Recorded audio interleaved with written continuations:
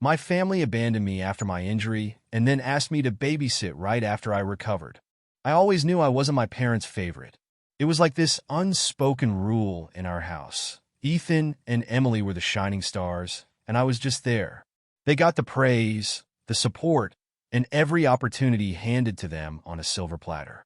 Ethan was the golden boy, already being groomed for law school, and Emily, the sweet, perfect daughter, was coasting through high school with straight A's. Me?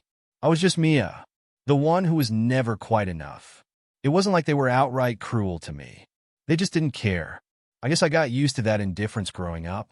Birthdays were more like afterthoughts, and I learned early on not to expect them at my school events. Hell, they didn't even bother showing up to my high school graduation. We're busy, Mia. You understand, right? Yeah, I understood. Ethan's mock trial was obviously more important. Still, I thought things might be different when I left for college. I wasn't at some big-name school like Ethan was aiming for, but it was mine. A good state university, one I busted my ass to get into. And for the first time in my life, I wasn't just existing, I was thriving. I wasn't a straight-A student, but I was doing well. I had plans. I had friends, people who actually liked me for who I was. College was my escape. Then the second semester hit, and everything came crashing down. It was a Saturday afternoon. I remember it vividly, because it was one of those rare, quiet days where I wasn't stressed about school or work. I was sitting at my desk in my tiny bedroom, books spread out, trying to finish an essay when I heard my mom's voice from downstairs. Mia, come down. Your dad and I need to talk to you. I didn't think much of it at first. They never called me for anything serious. Maybe I thought stupidly they wanted to ask about school or check on me for once. Maybe they'd finally give a damn about what I was doing with my life. But no, that wasn't it.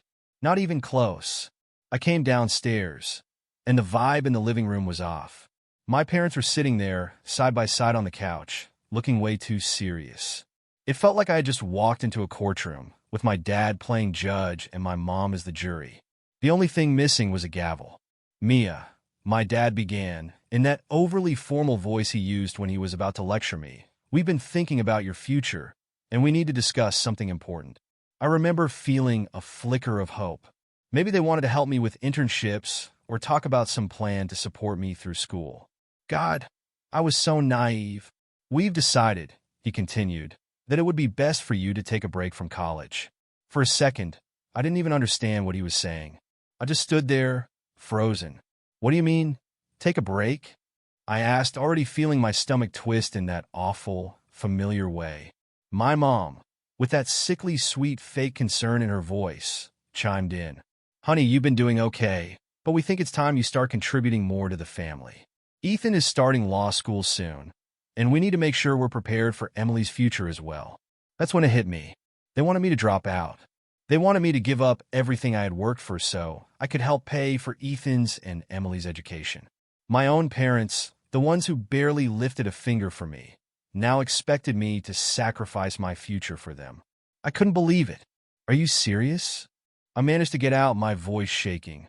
My dad, still calm, nodded like it was the most reasonable thing in the world. It's a practical solution, Mia. You can always go back later. Like it was that simple.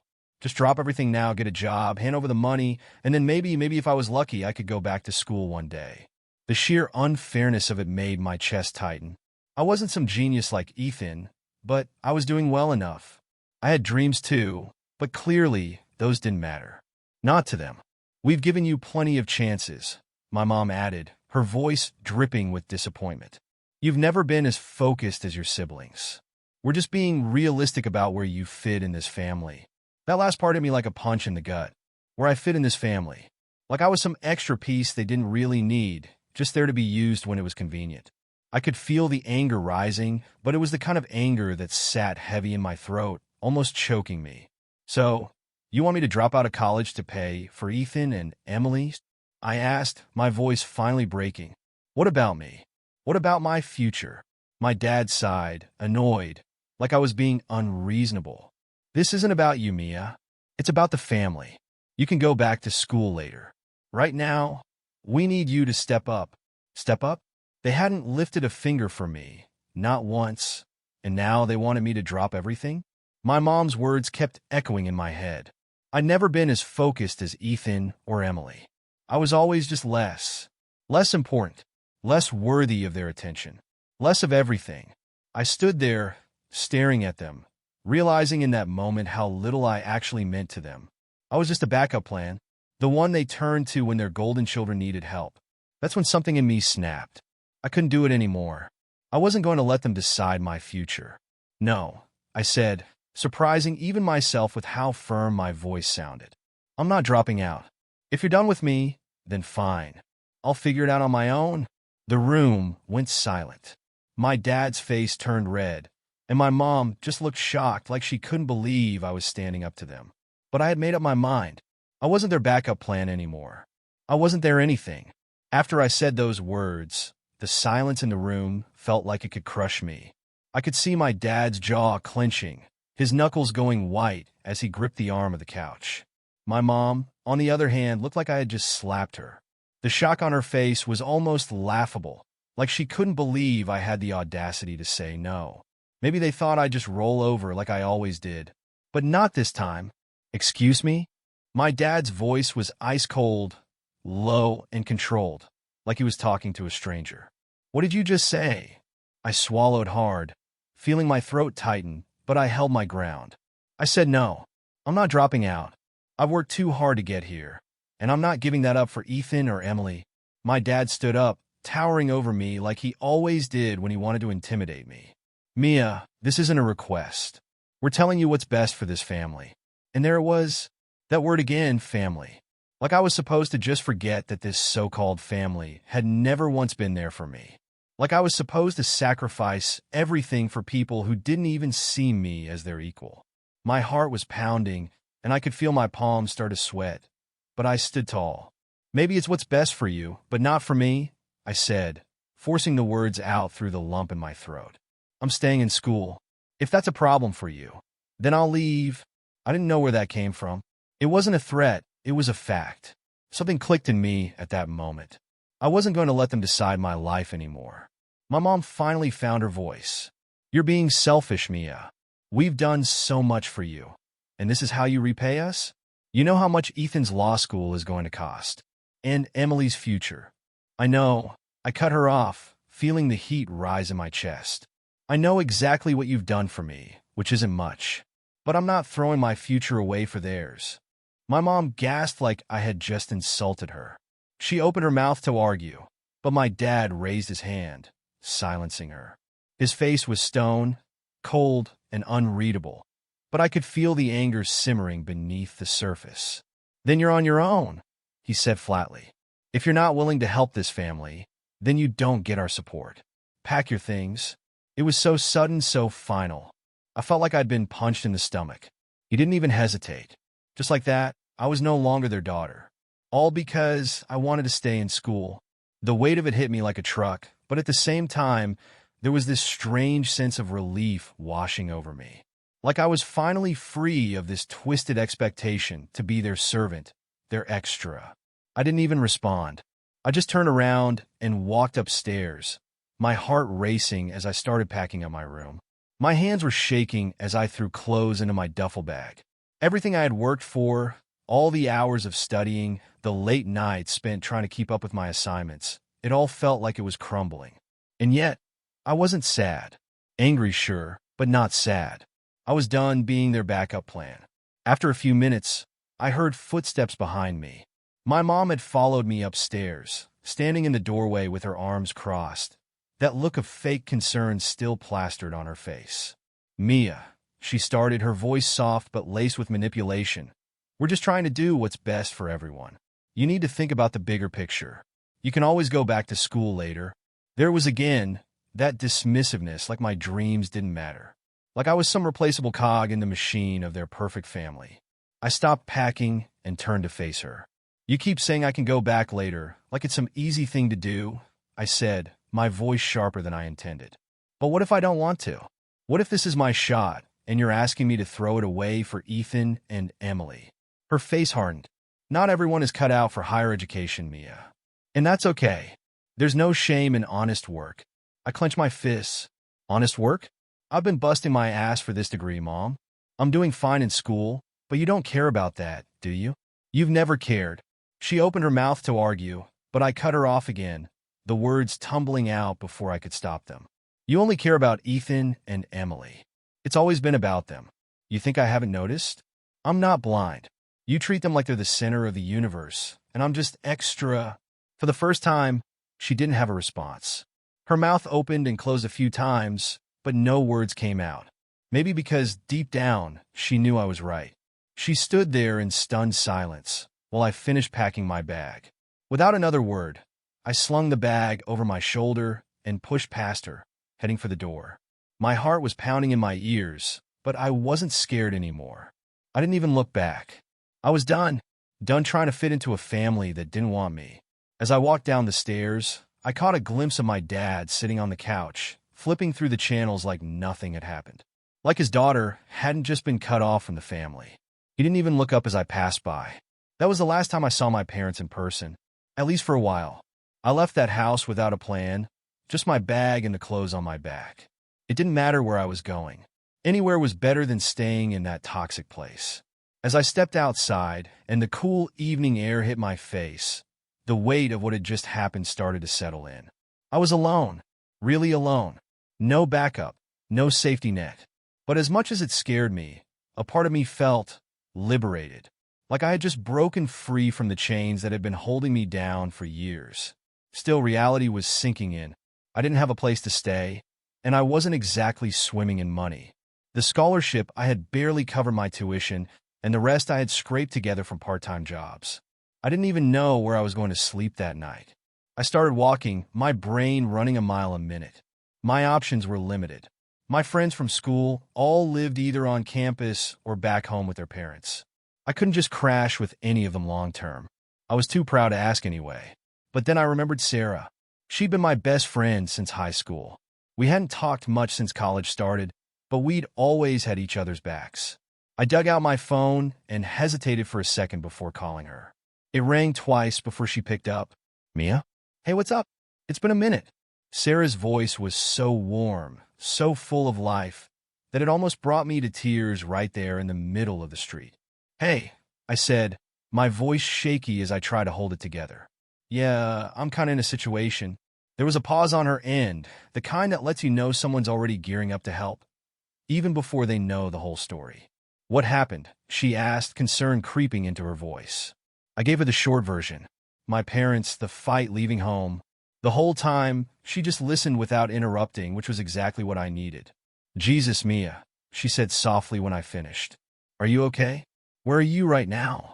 I looked around at the darkening street, not really sure where I was walking anymore. I'm just outside. I don't even know where I'm going. You're coming here. That's where you're going, she said firmly. I've got a spare room. Stay as long as you need. No questions asked.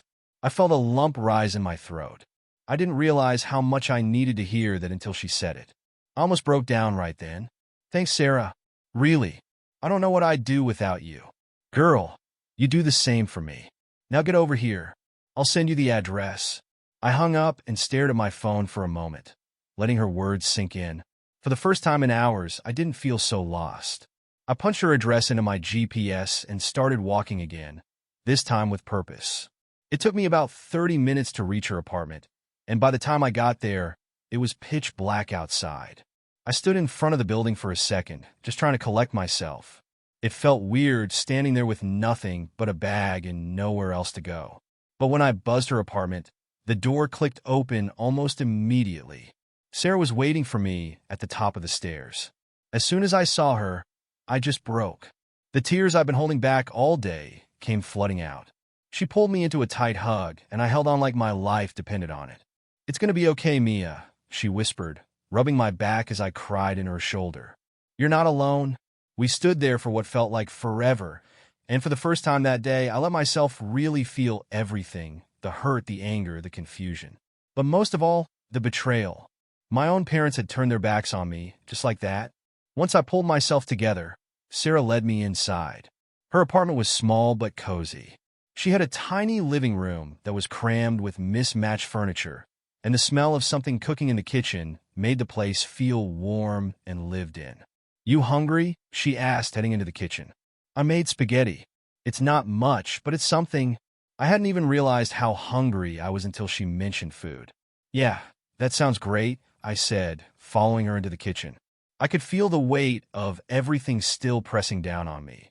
But just being in Sarah's apartment, in a place that felt safe, made it a little easier to breathe. We ate in comfortable silence, the kind you only have with people who've known you forever. I wasn't in the mood to talk yet, and Sarah didn't push. She just sat with me, like she knew I needed time to sort through everything in my head. After dinner, she showed me to the spare room. It was small and pretty bare, just a twin bed and a nightstand, but to me it felt like a palace. A place I could call my own, even if just for a little while.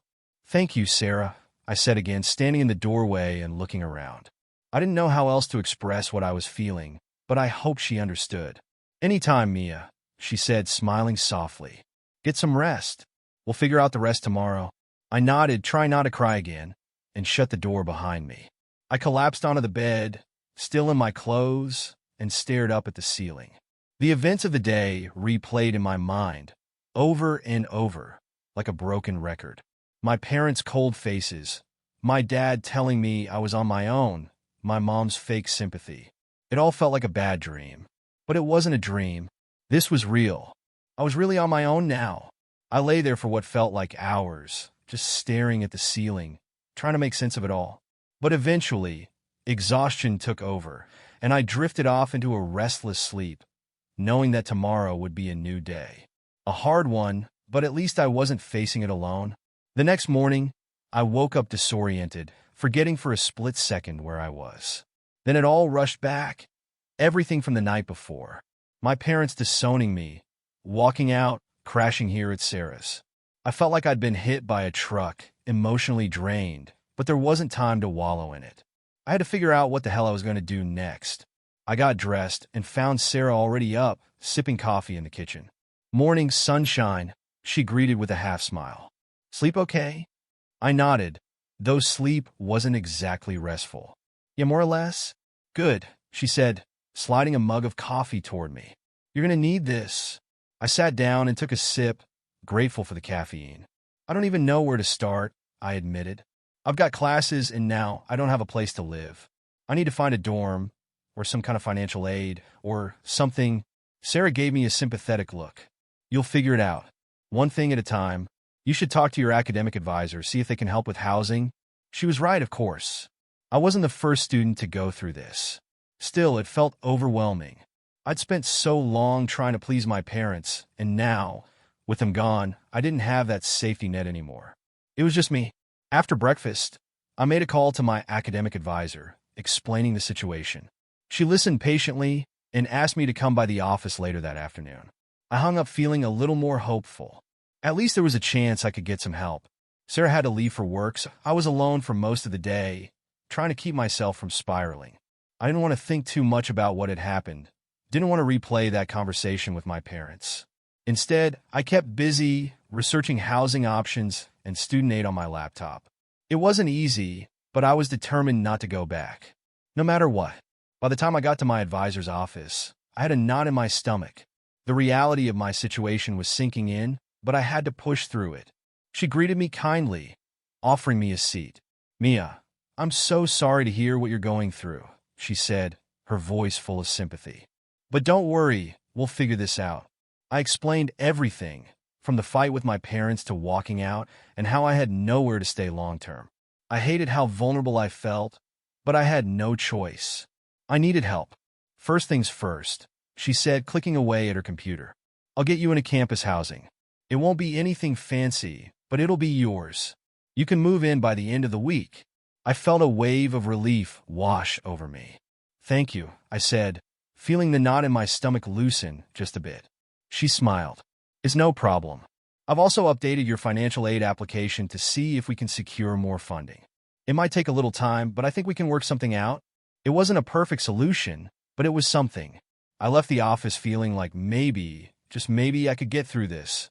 It wasn't going to be easy, but at least I had a direction. That night, I told Sarah everything, and she was just as relieved as I was. "See?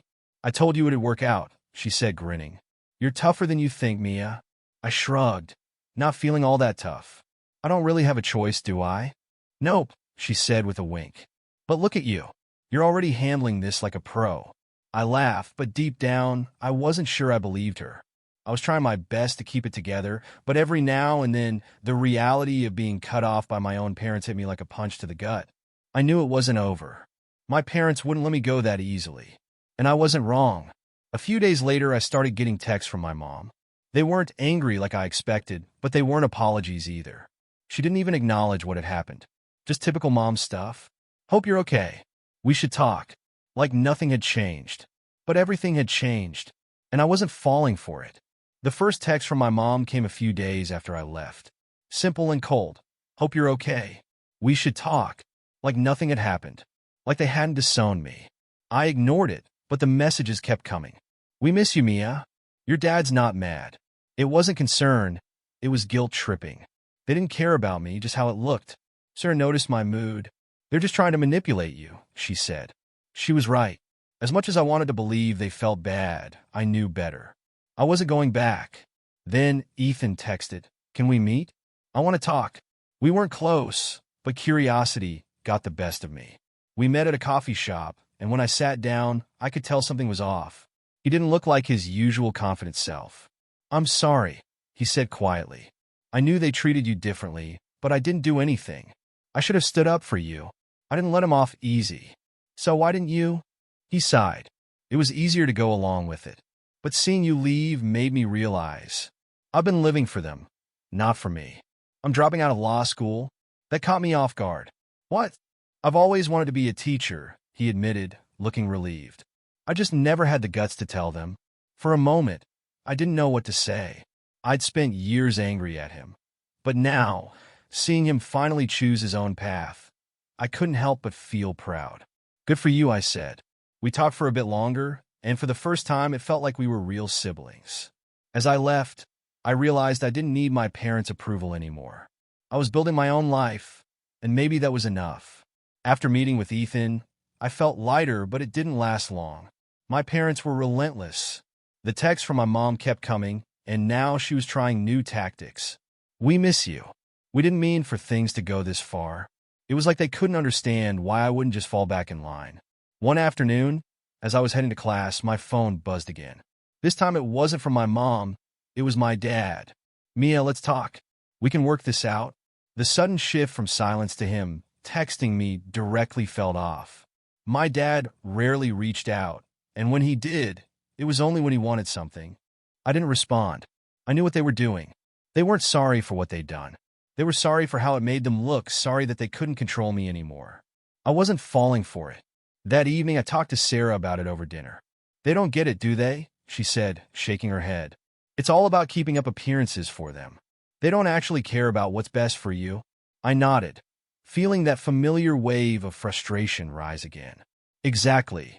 And I'm done being their backup plan. I'm done letting them guilt-trip me into coming back. Sarah smiled, raising her glass. "Here's to freedom, then." I laughed, but deep down I knew it wasn't that simple.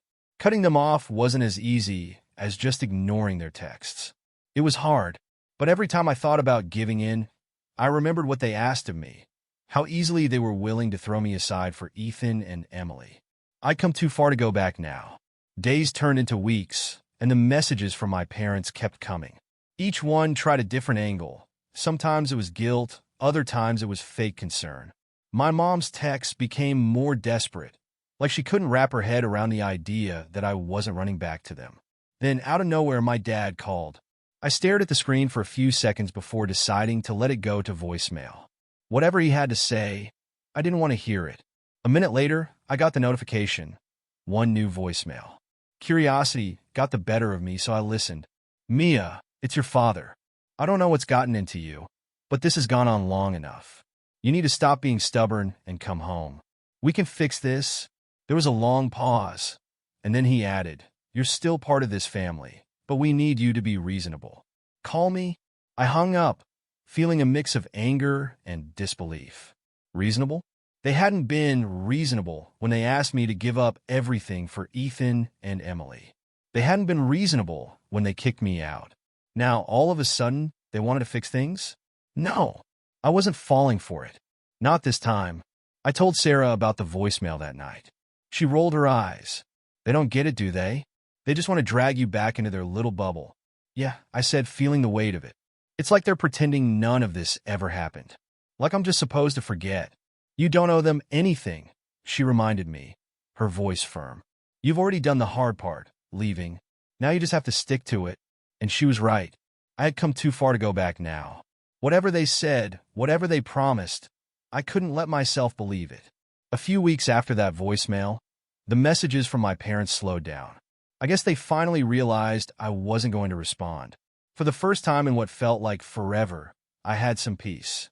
I was focused on school, getting into the flow of my new routine. Living in the dorms wasn't glamorous, but it was mine, and that was enough for now. But just when I thought things were settling down, another bomb dropped, this time from Emily. Her message came out of the blue. Hey, Mia, can we talk? That was it. No explanation, no apology. Just like Ethan's message had been, it was vague, like she didn't know how to handle this either. Part of me didn't want to deal with it. Emily had always been the golden child, the one who could do no wrong. She never stood up for me, not once, but there was a nagging curiosity that made me want to hear her out. Maybe it was because Ethan had actually come through in the end, or maybe I just wanted to see if she had anything real to say. I agreed to meet her the next day at a cafe near campus. When I walked in, I spotted her immediately. She looked the same as always, perfectly put together, not a hair out of place. It almost made me angry, seeing her so composed when my life had been turned upside down. But I took a deep breath and sat down. Hey, she said quietly, her usual confidence missing. Thanks for meeting me. Yeah, I replied, not sure what else to say. There was an awkward pause before she spoke again. I've been thinking about everything that happened, with you and Mom and Dad, and I guess I just wanted to say I'm sorry. I didn't realize how bad it was for you. I should have done more. I wasn't expecting that. For years, Emily had lived in her own little world, untouched by the chaos around her.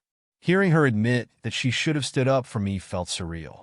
I stayed silent, unsure of how to respond. I know it's probably too late to fix things, she continued, looking down at her hands. But I want you to know that I get it now. Mom and Dad, they've always put pressure on all of us, but I never realized how much worse it was for you.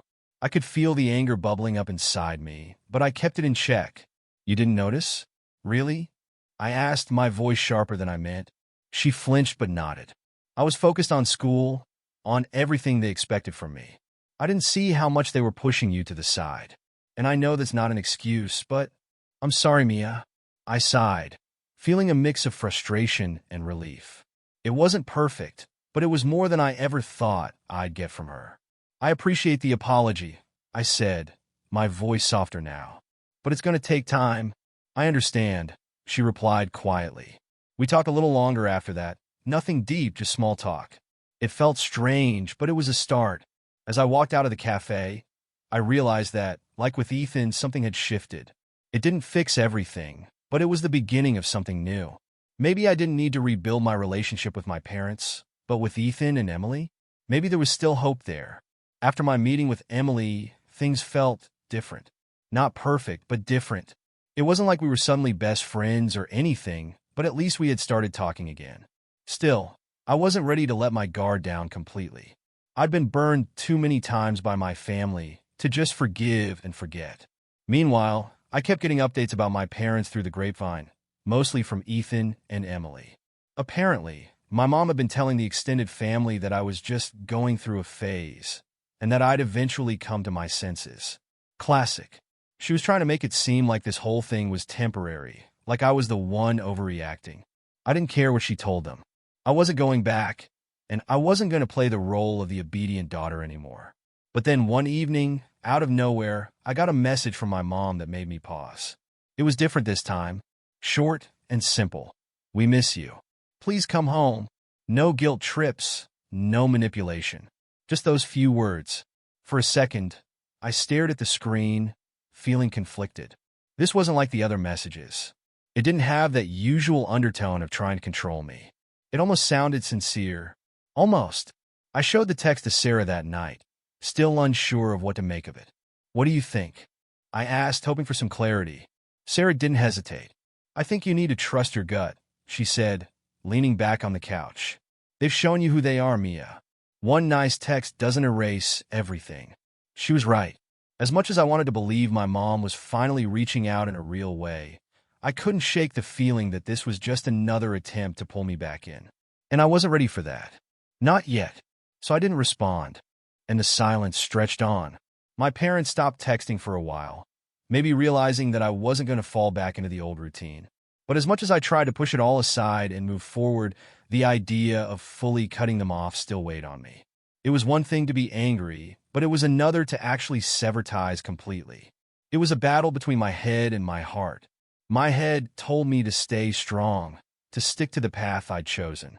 But my heart, well, that was a little more complicated, because no matter how much they hurt me, they were still my parents. For now, I was just trying to take things one step at a time, focus on school, and figure out what my life looked like without them. And as hard as that was, I knew deep down I was doing the right thing. A few weeks passed, and life settled into something that resembled normal. I threw myself into my studies, trying to keep my mind off the constant tug-of-war going on inside me. My parents' silence was both a relief and an open wound. They'd stopped texting, but their absence was still there, lingering in the background like a shadow. One Friday night, Sarah and I were hanging out at her place, binge-watching some terrible reality show when my phone buzzed. I glanced at it, not expecting anything important. But when I saw the name on the screen, my stomach dropped. It was my mom. This time it wasn't a text. It was a call. I stared at the screen, unsure of what to do. Sarah looked over at me, raising an eyebrow. "Are you going to answer?" "I don't know," I said, my voice barely above a whisper. I hadn't spoken to my mom since I left. There was a part of me that didn't want to break that silence, didn't want to give her the satisfaction. But there was also a part of me, small but still there, that missed her, missed what little connection we used to have. After a long pause, I took a deep breath and swiped to answer. "Hello, Mia." My mom's voice came through the line, softer than I expected. "Hi, I didn't think you'd pick up." "Well, here I am," I said, trying to keep my tone neutral. There was a brief silence before she continued. "I just wanted to hear your voice. We've been worried about you." I didn't know what to say. Worried? After everything they put me through? The nerve of it made me clench my jaw, but I stayed quiet, waiting for her to continue. "We miss you, Mia," she said, her voice cracking slightly. "Your dad and we just want to know if you're okay." I felt a wave of conflicting emotions wash over me. Anger, frustration, but also a flicker of sadness. I wasn't made of stone, after all, but I wasn't going to let her off the hook that easily. "I'm fine," I replied, my voice steady. "I'm doing fine without you." Another pause. I could practically feel her trying to find the right words, trying to navigate this conversation without acknowledging the damage they'd done. "I know things have been hard between us," she said slowly. "But I was hoping maybe we could talk. Really talk." That flicker of hope I'd been ignoring tried to flare up again, but I stamped it down.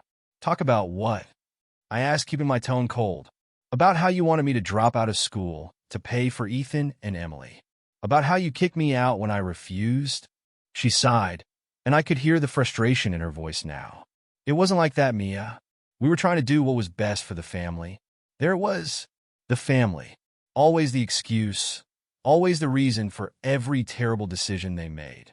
"Yeah, well, I guess what's best for the family didn't include me." I shot back, my voice sharper than I intended.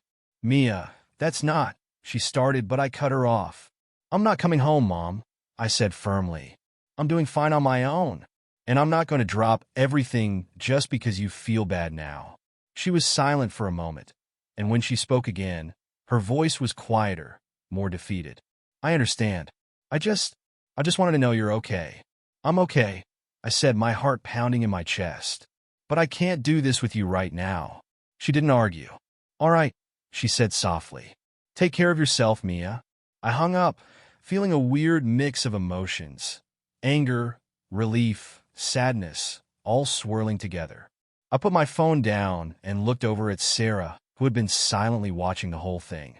"Well," she asked. I sighed, leaning back against the couch.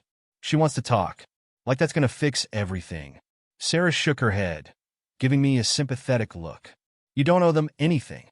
Remember that." "I know," I said, but it didn't make it any easier.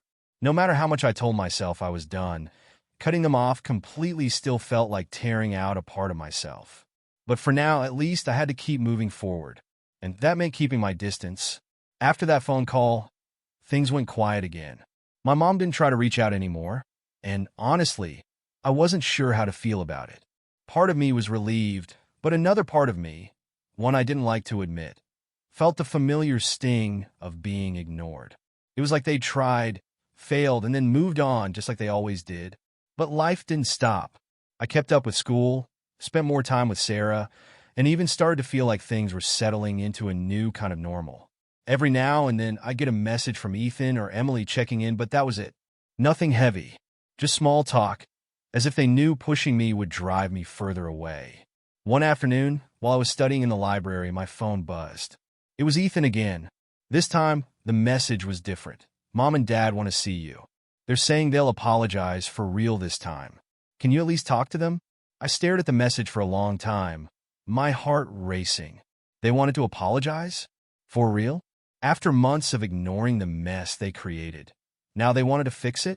Part of me wanted to believe it, but I couldn't help the nagging feeling that this was just another ploy to pull me back in. I didn't respond right away. I needed time to think. I wasn't sure if I was ready to face them, even if they were ready to apologize. What could they possibly say to make up for everything they'd done? The idea of sitting down with them, hearing them try to explain away their actions, felt exhausting. Later that night, I talked to Sarah about it. She didn't mince words. Look, if they really want to apologize, that's on them, she said. But you don't owe them anything. You don't have to give them the closure they're looking for. I knew she was right. I didn't owe them anything, and the thought of going back to that dynamic, even for an apology, made me feel sick. But there was still that small voice in my head, the one that had been there since I was a kid, telling me to just give them one more chance. To hear them out because maybe, just maybe, things could be different. But deep down, I knew better. The next day, I finally texted Ethan back. Tell them I'm not ready. Maybe one day, but not now. I felt a strange sense of relief as I hit send, like I was finally making a choice for myself, not out of guilt or obligation. Ethan replied quickly, I get it. I'll tell them. Take your time. And with that, I let it go for now at least. My life was moving forward, and I wasn't about to let my parents drag me back into the same cycle that had always left me feeling less than. They could wait. I had things to figure out on my own. Weeks went by, and I stuck to my decision. I kept my distance, focused on school, and for the first time in my life, I felt like I was in control. I wasn't living under my parents' shadow anymore. Sure, the hurt was still there, but it wasn't controlling me. I was starting to build something that was mine. Then, one afternoon, I got an unexpected email. It wasn't from my parents or Ethan or Emily. It was from the university, a job offer. They wanted me to work as a teaching assistant for one of the professors in my department. It wasn't anything huge, but it was a real opportunity, something that could help me secure more financial aid and even get a foot in the door for future jobs. I stared at the screen in disbelief, reading the email over and over to make sure it was real. This was it. The thing I needed to finally stand on my own without worrying about whether my parents would ever come through for me again. This was my chance to prove that I could do it on my own. That night, I told Sarah about the job over dinner. She grinned, raising her glass. Mia, that's amazing. See? You don't need them. You're killing it. I smiled, feeling the weight of everything I'd been carrying slowly start to lift. She was right. I didn't need my parents' approval anymore. I was building my own life step by step, and it felt good, better than I'd imagined. But the real test came when I got another message from my mom. This time, it was different. I heard about your job at the university. We're proud of you, Mia. Please come home so we can talk. It wasn't the usual guilt trip. It wasn't manipulative. But even so, I felt nothing. No excitement, no anger, just nothing. I realized then that I had finally reached the point where their words didn't hold power over me anymore. I didn't reply. Instead, I focused on what was ahead. My job, my life, my future. My parents would always be there, a part of me, but they no longer had control. I was free to move forward, and for the first time I wasn't looking back.